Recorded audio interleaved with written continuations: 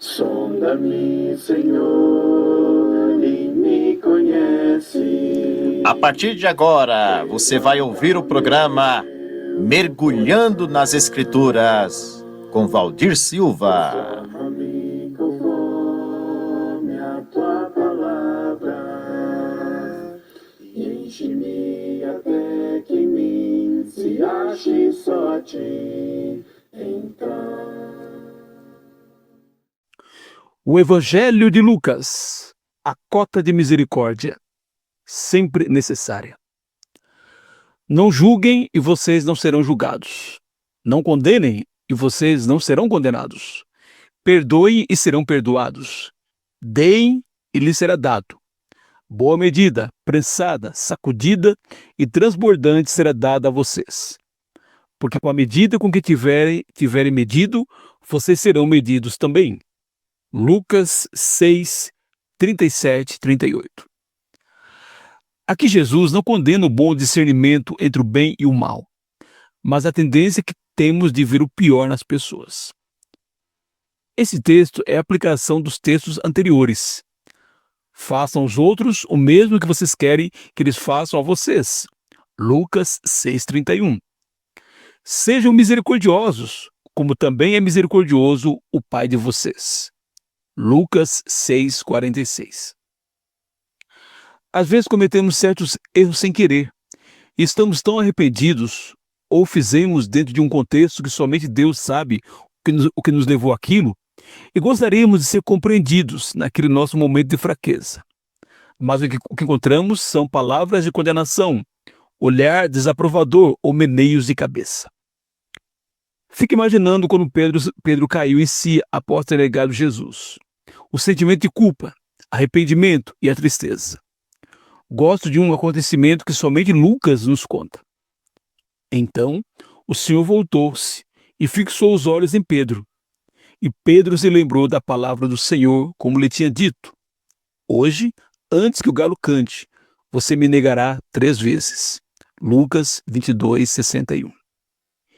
Que olhar Jesus lançou para Pedro naquele momento de queda de seu fiel, mas também arrogante apóstolo? De reprovação? De condenação? Provavelmente não. Acredito que de compreensão e esperando que Pedro se lembrasse de suas palavras. Simão, Simão, eis que Satanás pediu para peneirar vocês como trigo. Eu, porém, orei por você, para que a sua fé não desfaleça. E você, quando voltar para mim, fortaleça os seus irmãos. Lucas 22, 31 e 32. Somente Deus conhece de forma integral os bastidores de nossa vida, o que nos levou a cair ou ter aquela atitude indevida. Por isso, esse ensino para que não julguem, não condenamos, mas estejamos sempre prontos para perdoar. As 70 vezes 7 de Mateus 18, 21 e 22, ou as 7 vezes por dia ensinadas nesse Evangelho 17, 3 e 4. A ilustração que Jesus deixa é que precisamos ter sempre uma cota de misericórdia e perdão para os outros. Ele nos ensina através da maneira como devemos encher um recipiente de grãos. Imaginemos um copo que vamos encher de grãos de feijão. Começamos enchendo até a boca, isto é, a chamada boa medida. Lembre no interior, quando fazíamos um pedido: enche essa garrafa de grãos de arroz em boa medida, isto é, até a boca. Voltando ao exemplo do copo, a ideia é preencher todos os espaços, como também da garrafa. Alguém pode dizer: pronto, está cheio. Não, há mais espaço. Vamos cobrir a boca do copo ou da garrafa e sacudi-lo com violência várias vezes. Pronto, apareceram novos espaços que poderemos preencher com mais grãos até a boca. Está bom? Ainda não. Que tal mais uma sacudida forte? Na realidade, poderemos sacudir e preencher com grãos mais 2 ou 3 vezes, até não haver mais espaço para novos grãos, mesmo após a última sacudida. Esse texto é utilizado pelos religiosos para incentivar seus seguidores a ofertarem. Mas o contexto aqui fala de misericórdia que devemos ter para com todos. Boa medida, pressada, sacudida e transbordante. Por isso, há textos que nos ensinam sobre o que devemos pensar dos outros. Finalmente, irmãos, tudo que é verdadeiro, tudo que é respeitável, tudo que é justo, tudo que é puro, tudo que é amável, tudo que é de boa fama, se alguma virtude há e se algum louvor existe, seja isso o que ocupe o pensamento de vocês. Filipenses 4:8. Por que tomar a atitude do outro sempre da pior maneira possível? Por que pensar que a pessoa quis o nosso mal ou teve aquela atitude com a pior intenção? Por que pensar naquela palavra que a pessoa nos disse sempre do lado mais negativo? E ficar sofrendo, curtindo uma mágoa ou ressentimento que só irá nos fazer mal.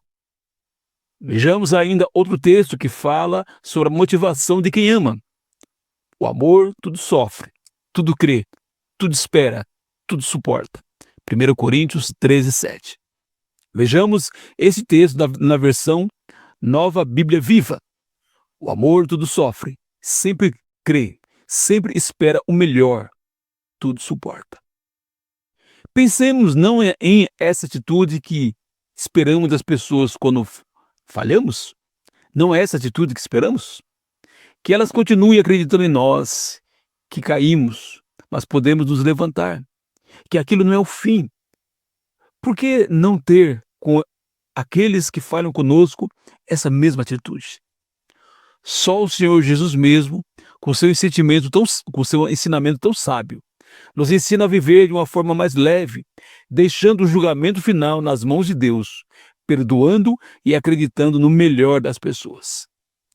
Dessa maneira, viveremos melhor, leves, e muitos dos nossos problemas físicos, como gastrite, úlcera e até mesmo certos tipos de cânceres, serão prevenidos. E desta forma nos pareceremos cada vez mais com nosso amado Pai Celestial. Boa leitura.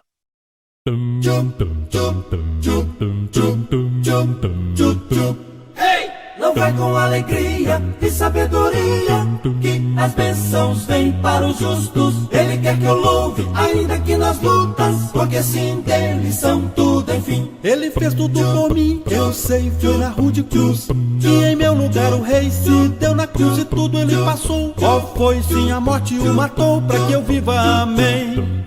Louva com alegria e sabedoria, que as bênçãos vêm para os justos. Ele quer que eu louve, ainda que nas lutas, porque sim dele são tudo, enfim. Louva com alegria e sabedoria, que as bênçãos vêm para os justos. Ele quer que eu louve, ainda que nas lutas, porque sim dele são tudo, enfim. A Jesus eu vou louvar, pois ele vai me levar para o lar onde eu desejo estar. E só quem vai estar ali é para dar toda a glória a Jesus. Louva com alegria e sabedoria, que as bênçãos vêm para os justos. Ele quer que eu louve, ainda que nas lutas, porque sim dele são tudo, enfim. Louva com alegria e sabedoria, que as bênçãos vêm para os justos. Ele quer que eu louve, ainda que nas lutas, porque sim dele são tudo, enfim. Oh, mas todos devem sim louvar o seu nome. Glória pois a ele eternamente, amém. Vamos dar toda a glória a ele, ó, louvai, Louvai, louvai, louvai, louvai, louvai aqui.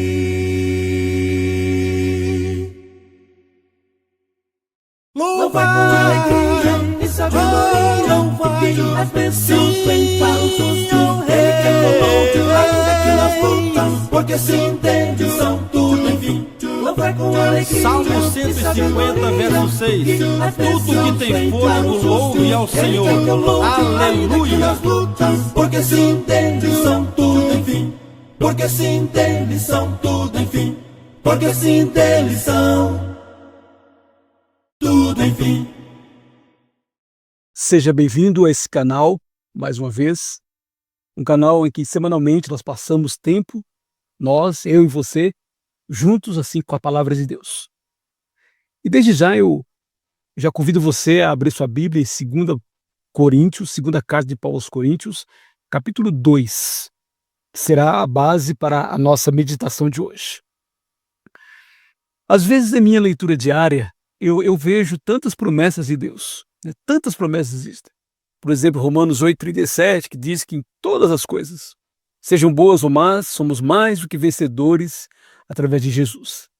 Efésios capítulo 2, versículo 6 diz que os discípulos de Jesus já estão assentados nos lugares celestiais. Então, se nós damos uma olhada na Bíblia, ela é repleta de promessas, inclusive boas promessas. Só que há um problema. Nem sempre as minhas emoções alcançam essas promessas. Eu acho que você também, nem sempre você se sente um mais que vencedor, nem sempre você se sente que está, de fato, assentado nos lugares celestiais. E o texto de hoje vai nos ajudar a lidar com essa situação. Em 2 Coríntios, capítulo 2, versículo 14, nós vamos ler somente o versículo 14, Paulo diz o seguinte: graças, porém, a Deus, que em Cristo sempre nos conduz em triunfo, e por meio de nós manifesta a fragrância, ou o odor, o cheiro suave, do seu conhecimento em todos os lugares. Vou repetir. Graças, porém, a Deus, que em Cristo sempre, veja bem, sempre, nos conduz em triunfo, e por meio de nós manifesta a fragrância do seu conhecimento em todos os lugares. Estudando essa epístola, olhando ela um pouco mais, nós percebemos que quando Paulo escreveu essas palavras, ele não estava exatamente vivendo os seus melhores dias. Havia um conflito dele com a igreja em Corinto, um conflito que quase causou a separação do apóstolo com aquela congregação. Ele teve que escrever, inclusive, uma carta severa, que não foi muito bem recebida por alguns irmãos. E Paulo, ele estava, assim, aguardando a chegada de Tito, porque Tito tinha ido lá na igreja para ver como a igreja estava. Então foi no meio de dificuldades, no meio de sentimentos talvez contraditórios, que Paulo disse: olha, em Cristo, ele sempre nos conduz em vitória. Então eu quero chamar hoje a nossa atenção para essa realidade, a nossa realidade espiritual. Ela é fixa, ela não muda. Enquanto estamos em Cristo, ela não muda. As nossas emoções mudam, variam, os nossos sentimentos, assim. Às vezes acordamos, tem dias que estamos tão assim, felizes da vida, estamos assim, muito de bem com a vida, empolgados. Tem dia que acordamos e não estamos dessa maneira. Mas a nossa situação em Jesus não muda, apesar dos nossos sentimentos e apesar das circunstâncias da vida. 1 Pedro, capítulo 2, versículo 6, diz que se estamos firmados na rocha que é Jesus, estamos firmes, apesar das dificuldades da vida. Hebreus, capítulo 6, 19, diz que Jesus é a âncora da nossa alma. Desculpe. E é claro, essa firmeza que temos em Cristo é nele, mas também vem através da palavra dele, que todos os dias nos incentiva a vivermos como Deus quer, inclusive nos alegra, nos ajuda, enche o nosso coração de esperança, nos corrige também, claro, quando nós precisamos. Então hoje eu quero compartilhar com você 6 ideias, rapidamente, 6 ideias de como que essa vitória em Jesus, ela se manifesta em nós, mesmo nem sempre a gente sentindo que somos vitoriosos.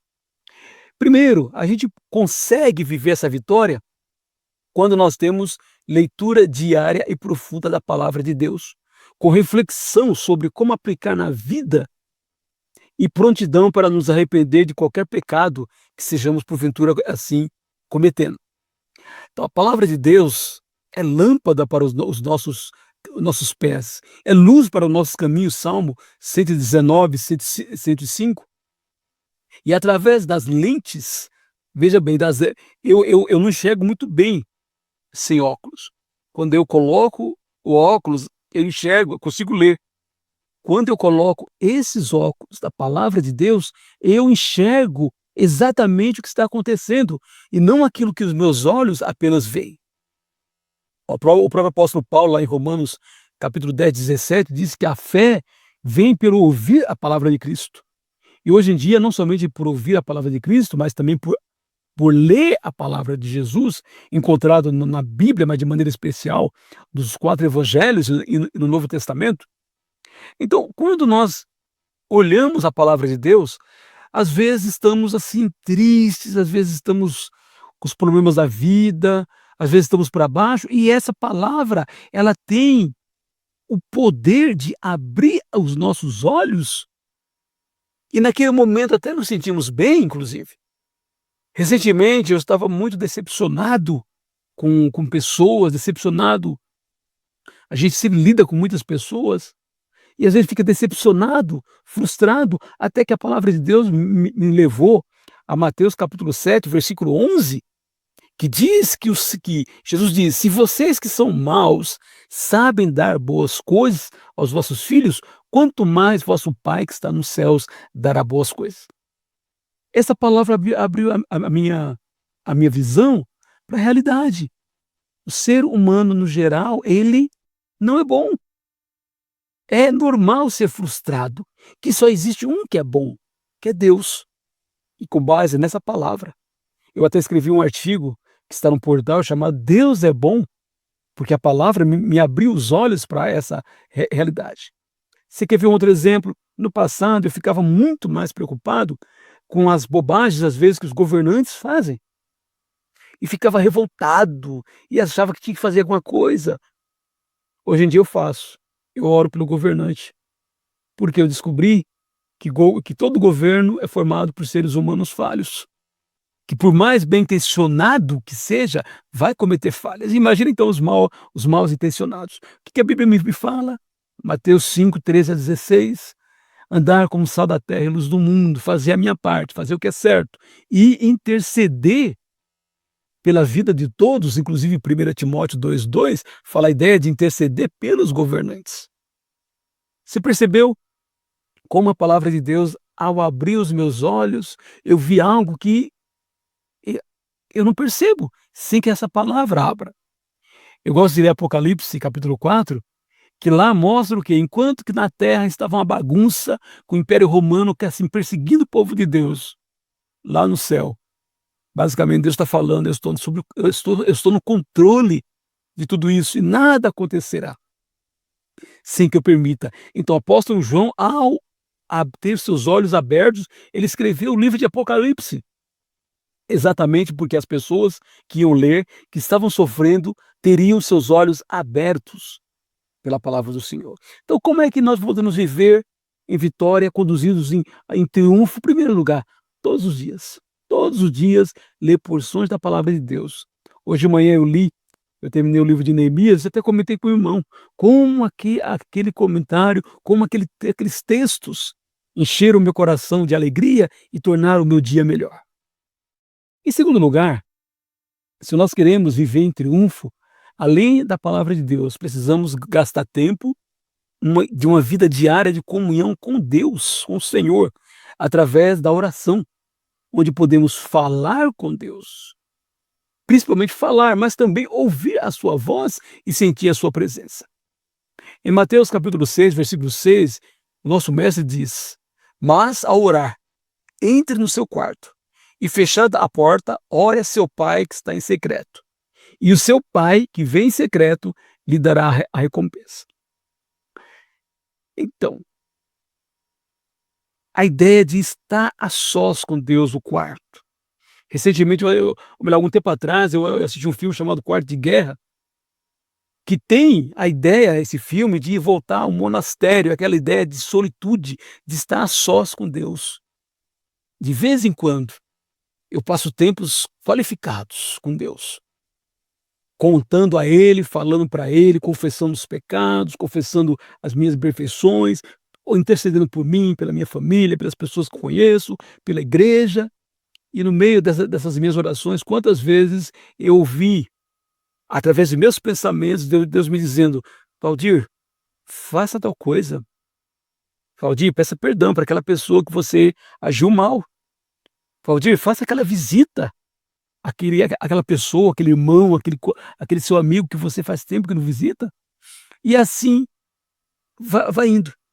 Então, às vezes, nós precisamos, se queremos ter essa vitória, esse triunfo em Jesus, primeiro, palavra de Deus lida diariamente, mas também diariamente falando com o Senhor, confessando nossos pecados, intercedendo, pedindo para Ele. e, claro, ouvindo a sua voz. Às vezes podemos ser mal compreendidos. É claro que Deus não fala conosco como falava nos tempos bíblicos, falava com a voz mesmo. Mas quantas vezes eu, de joelhos, um tempo orando com Deus, depois de falar muito com Deus, eu tirava um tempo só parado. E é como se, através dos meus pensamentos, Deus estivesse me falando. É claro que nesses meus pensamentos eu preciso coar com a palavra de Deus, para saber se aquilo que está sendo colocado nos meus pensamentos, porque Deus não vai se contradizer. Número 3, como é que podemos ter uma vida de vitória, de triunfo? Palavra de Deus, oração e também comunhão profunda de alma com alguém que também busca o Senhor. Tiago nos diz, Tiago 5,16, portanto, confesse os seus pecados uns aos outros e orem uns pelos outros para que vocês sejam curados.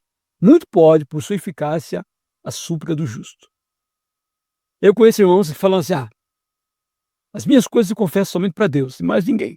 Claro, Deus é o primeiro que nós devemos, de fato, confessar.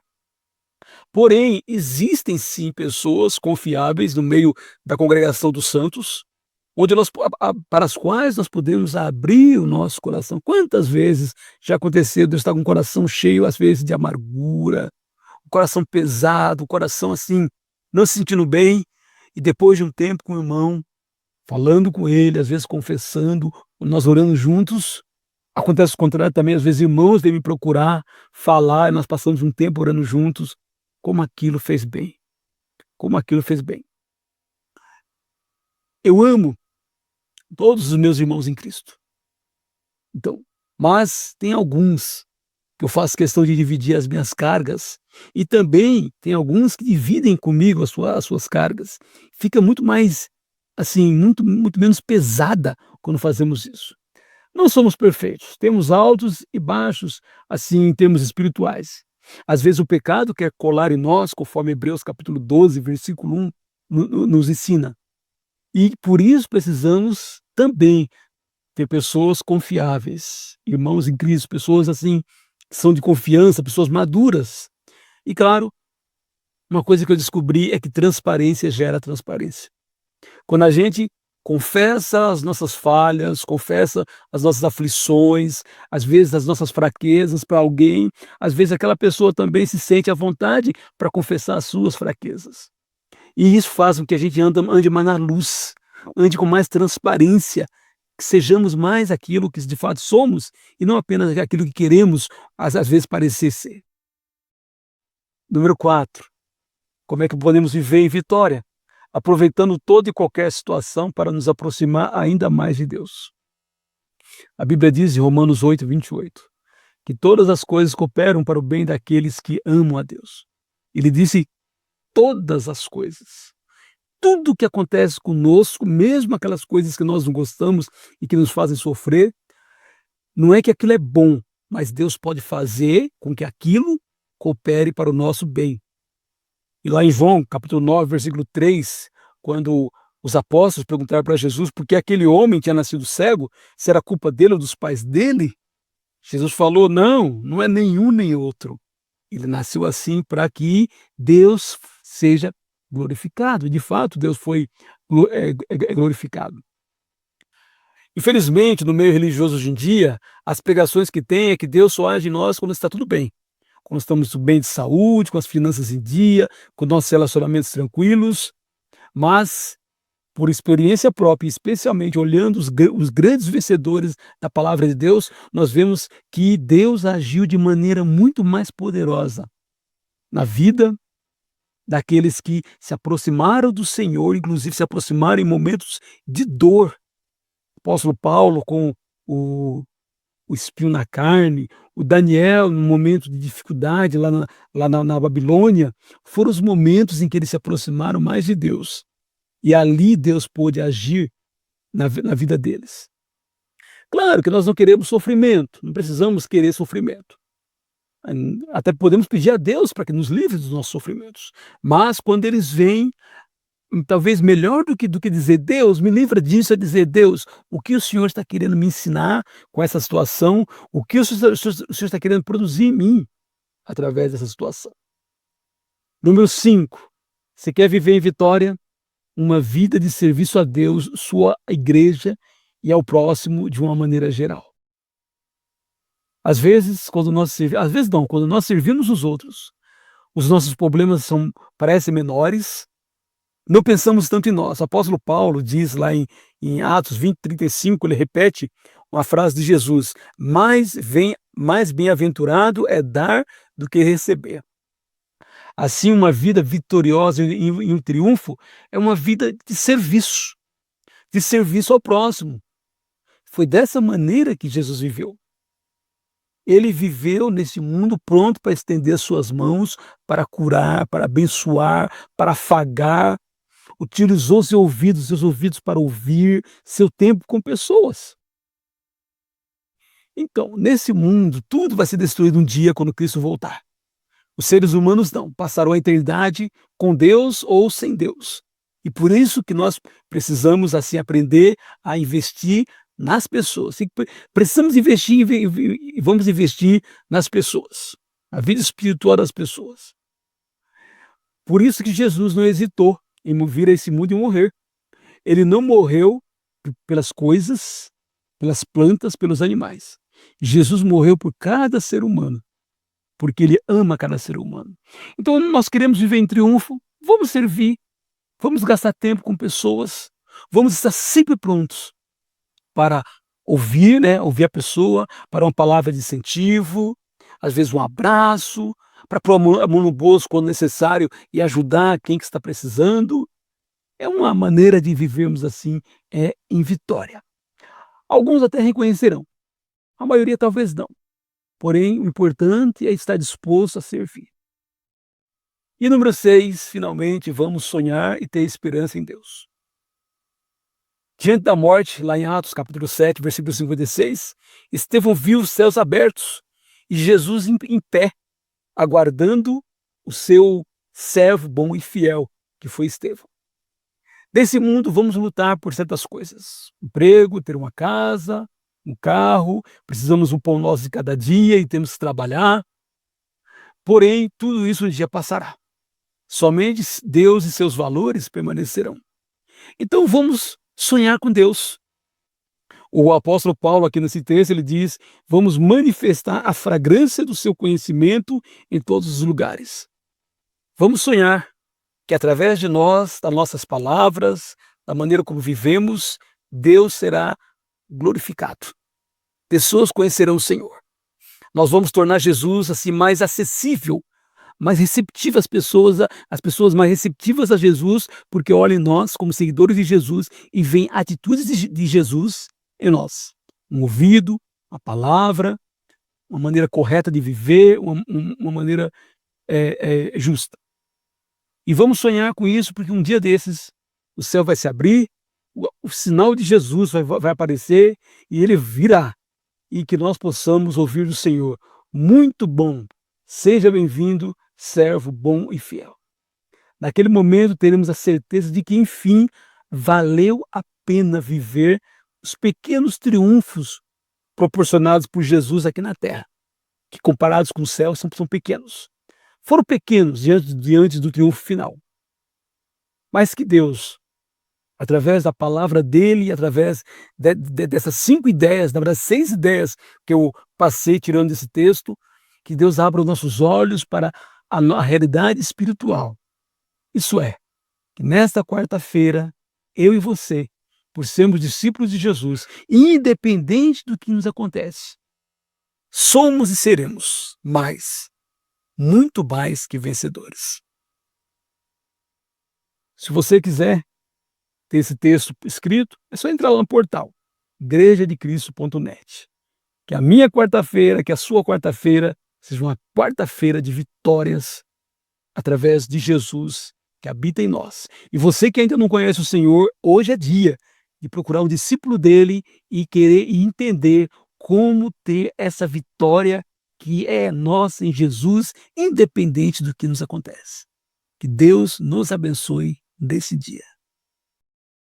Se eu sou só um só, caminhando em direção ao céu, Sozinho é difícil de seguir em frente, somente um só. Mas se somos dois, caminhando em direção ao céu, eu te ajudo a seguir em frente, juntos os dois.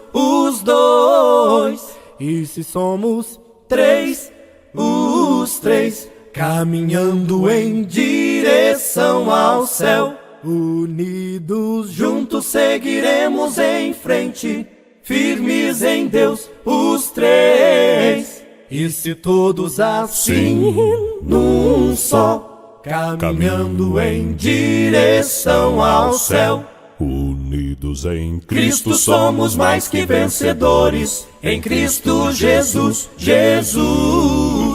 E se todos assim, num só, em comunhão e eterno amor, na fé em Cristo seguiremos unidos, nos laços de amor. Não mais só um só, não mais os dois, nem só os três, mas todos juntos unidos em Cristo, somos um só com o Pai. Não mais só um só, não mais os dois, nem só os três, mas todos juntos unidos em Cristo, somos um só com o Pai. O Evangelho de Lucas. Tire a trave do olho primeiro. Jesus lhes contou uma parábola. Será que um cego pode guiar outro cego? Não é fato que ambos cairão no buraco? O discípulo não está acima do seu mestre. Todo aquele, porém, que for bem instruído, será como seu mestre. Lucas 6, 39 e 40. Um cego pode guiar outro cego? A resposta é óbvia. Claro que não. Olhando o contexto, Jesus refere-se àqueles que são severos em ver os erros dos outros, conforme comentei em outro artigo nesse espaço, mas cegos para reconhecerem os seus próprios. Tanto que o Senhor ilustra. Por que você vê o cisco no olho do seu irmão, mas não repara na trave que está no seu próprio olho? Lucas 6,41. De fato, na vida cristã, quanto mais dura a pessoa é com os pecados dos outros, ou os ciscos do olho do próximo, normalmente maior é a trave que tem no próprio olho. Já presenciei escândalos no reino de Deus na vida de pessoas tão prontas para apontar o erro do outro. Desta forma, para uma pessoa guiar outra, precisa primeiro tirar a trave do próprio olho, e desta forma, verá claramente para ajudar o outro com seu cisco. Hipócrita! Tire primeiro a trave do seu olho, e então você verá claramente para tirar o cisco que está no olho do seu irmão. Lucas 6,42. No entanto, esse texto não proíbe totalmente a correção. Apenas nos adverte da importância de uma autocorreção primeiro. Desta forma, a partir do conhecimento e da prática da palavra de Deus, estaremos prontos para ensinar e corrigir outros que, sim, estão cegos para as verdades de Deus. Há um risco quando não conhecemos a palavra de Deus e não a praticamos e queremos guiar outros. Podemos cair no buraco, junto com o outro. E na Bíblia, o buraco tem um nome: inferno. Ai de vocês, escribas e fariseus, hipócritas, porque vocês percorrem o mar e a terra para fazer um prosélito, e uma vez feito, o tornam filho do inferno 2 vezes mais do que vocês. Mateus 23:15. Por outro lado, em nossa busca de crescimento espiritual, nosso limite é nosso Mestre, o Senhor Jesus. Desta forma, enquanto vivemos, estaremos em contínuo processo de aprendizagem e correção de nossas falhas e pecados, até sermos cada vez mais parecidos com Cristo. Sim, a partir de nossa vivência com o Senhor Jesus e sua palavra, as pessoas que nos odeiam devem ver em nós traços dele, como aconteceu com os apóstolos no início da igreja. Ao verem a ousadia de Pedro e João, sabendo que eram homens iletrados e incultos, ficaram admirados, reconheceram que eles haviam estado com Jesus. Atos 4:13. No texto acima, há alguns dias o Senhor tinha sido interrogado por aquele sinédrio. E agora os líderes daquela casa notavam como aqueles homens tinham traços do seu mestre. Que cresçamos de tal maneira, de glória em glória, 2 Coríntios 3:18, que traços do caráter de Jesus sejam vistos em nós de uma forma cada vez mais visível. Boa leitura. Santo, Santo, Santo, Señor omnipotente, siempre el labio mío honores te dará. Santo, Santo, Santo, te adoro reverente, Dios en tres personas, bendita Trinidad.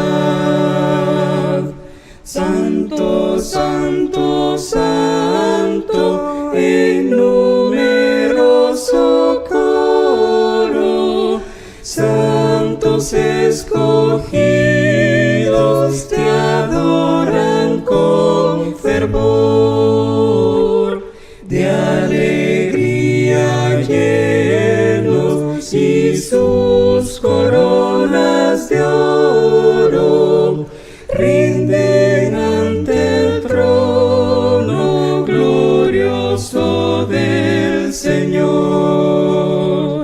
Santo, Santo, Santo, la inmensa muchedumbre de ángeles que cumplen tu santa voluntad. Ante ti se postra bañada con tu lumbre, ante ti que has sido, que eres y serás. Santo, Santo, Santo, por más que estés velado, imposible sea tu gloria contemplar.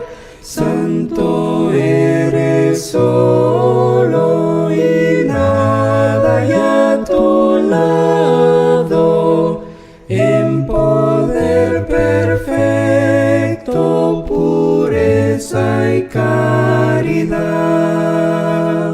Santo, Santo, Santo, la gloria de tu nombre vemos en tus obras, en cielo, tierra y mar. Santo, Santo, Santo, te adorará todo hombre, Dios en tres personas, bendita Trinidad.